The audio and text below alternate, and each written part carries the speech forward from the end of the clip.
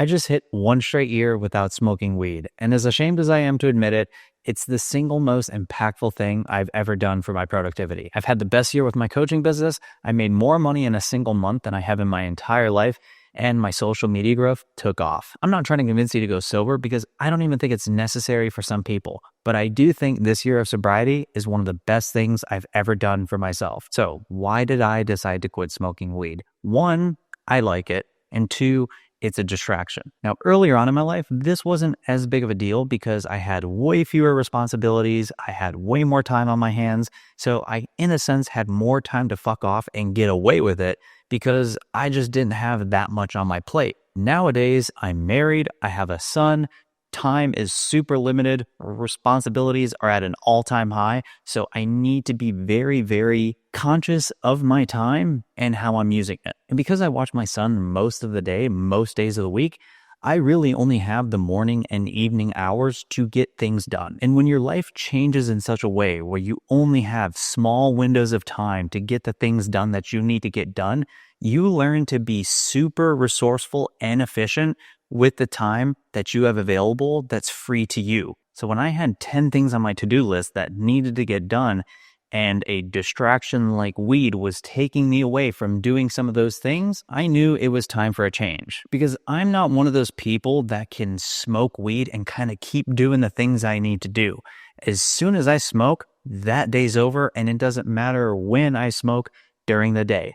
Once I light up, that day's basically done. But I also knew I wanted to be the best version of myself for my son, and smoking weed regularly just wasn't doing anything to help me move towards that goal. Like whenever I tried to come up with a list of pros and cons of smoking weed, there were plenty of cons, and any of the pros were at best neutral, but also very subjective. If being the best version of myself for my son was my stated goal, weed didn't really seem like it had a part to play in that. It was mostly just justifying something I really wanted to do. And I gotta say, it worked. Once my son was down for the night, I really had nothing left for me to do other than to willingly, knowingly procrastinate and not do the things I know I should be doing, or to just get the things done. Before I quit smoking weed, there was a third option, which was get high and enjoy your night. But that enjoyment is short term, and I didn't realize how much it was affecting my mental health, because there's always the choice of immediate gratification or delayed gratification. And with weed, more often than not, I was choosing immediate gratification. I was choosing the quick high, the enjoyment of smoking, something I enjoyed doing. But what I was avoiding was the delayed gratification, the work I should be doing, the investments in myself and my family that I should be making, that I was avoiding just so that I could smoke. And this was one of the changes that weed brought that I didn't really expect. I didn't realize how much it was affecting my mental health. And as my wife says, I didn't realize how irritable it was making me. And just to be clear, I don't think it was weed itself that was making me irritable. I think it was the things that weed was pulling me away from that over time would kind of bubble up and manifest itself in my mood. That being, I had a business I wanted to build, a social media presence I wanted to build, all these things that were important to me that I knew I needed to work on, that had a lot of time I needed to invest in order for it to pay off. And when you have those types of passion projects in life, they're scary.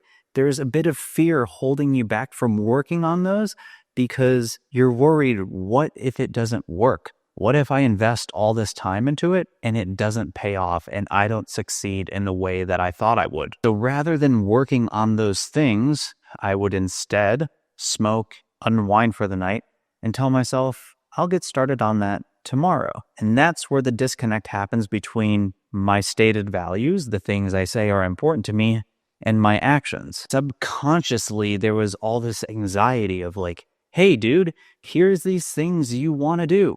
You're not doing them. Instead, you're numbing the fear, you're numbing the lack of desire to work on something difficult with immediate instant gratification with weed. That starts to bubble up. It starts to affect your day-to-day. You don't consciously know like, oh, I'm anxious because I'm not working on things that are important to me or because I don't have purpose in life. but that's what's happening. And the thing that was taking me away from that purpose was weed. And I think this is one of the reasons why it's so hard to quit a habit or an addiction like this, because there's a part of you that's worried about what is life going to look like without this thing. If I'm not smoking, what will I do with all of that time that I used to spend smoking? I was recently listening to a podcast with the comedian Theo Von, and he explained this feeling perfectly. Yeah, I used to, whenever I used to smoke, I used to be like, part of me didn't want to quit smoking because I wanted to have an excuse for why I wasn't doing other things. Right. Does that make sense? It makes total sense. And for me, that was part of the resistance to quitting smoking. It might sound weird, like, wait, if you quit this thing, you know you're going to have more free time, but there's also a part of you that's thinking, what am I going to do with this free time? Am I going to use that time to work on the thing that's super scary and risky and might fail? Or am I going to be lazy, not do anything, and still fail? Both possibilities are scary. Try and fail, or don't try and still fail. But there's a third possibility, which is try and continue trying and eventually succeed. And what I've realized is that in order for me to set myself up for success with the best possible odds, I'm far better off without weed than I am with it. It's not a matter of whether or not it can be done. It can. But for me, it might as well not be possible. Or if it is possible, doing the amount of work to figure out how to make that work just isn't worth it to me. I'd much rather cut the habit out of my life and increase my odds of success than spend more time trying to figure out how to make it work. And sometimes these are the types of decisions you have to make for yourself.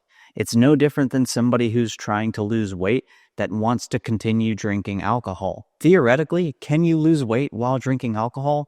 Absolutely. But is finding that balance and learning how to make both of those things work at the same time worth the level of effort for you? It's like playing Dark Souls on hardcore permadeath mode. Sure, you can do it, but if your goal is to beat the game, it's just not the best way to beat that game. So maybe you're the type of person that doesn't feel that same type of attraction to weed. You're somebody who can just smoke once a week and live your life. Unfortunately, I'm not that type of person. There is way too much of a habit-forming tendency around that drug for me to justify having it be a regular part of my life. I know me. I know that it eventually turns into a regular habit that pushes me away from the things that matter to me. So for me, sobriety seems to be what works best. And if you're like me and anything in this video has resonated with you, then it may be worth trying an experiment of your own. You don't have to set a goal for a year like I did. Maybe 3 to 6 months is all that you need to learn more about yourself and how you deal with your drug of choice. At the end of the day, it comes down to you finding out what works best for you. And for me, a year-long experiment was exactly what I needed to learn more about myself and how I was using this drug in my life. You don't have to try sobriety, but if you do, it just might change your life.